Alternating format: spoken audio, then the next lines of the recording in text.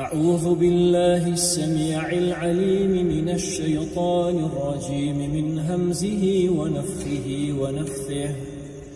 إن الذين كفروا بآياتنا سوف نصليهم نارا كلما نضجت جلودهم بدلناهم جلودا غيرها ليذوقوا العذاب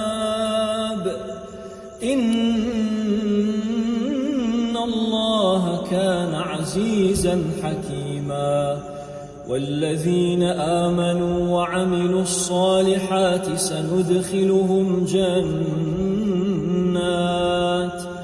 سندخلهم جنات تجري من تحتها الأنهار خالدين فيها أبدا لهم فيها أزواج مطهرة وندخلهم ظلا ظليلا. إن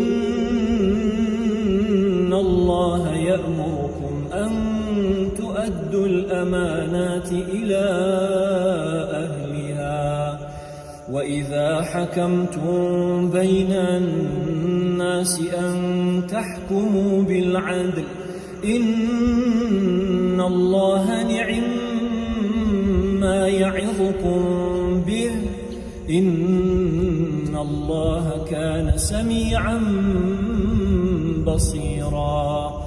يا أيها الذين آمنوا أطيعوا الله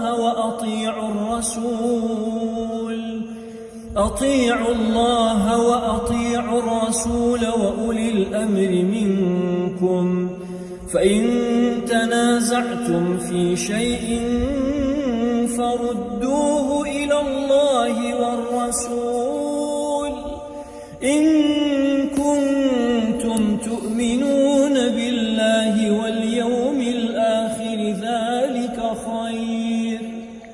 ذلك خير وأحسن تأويلا.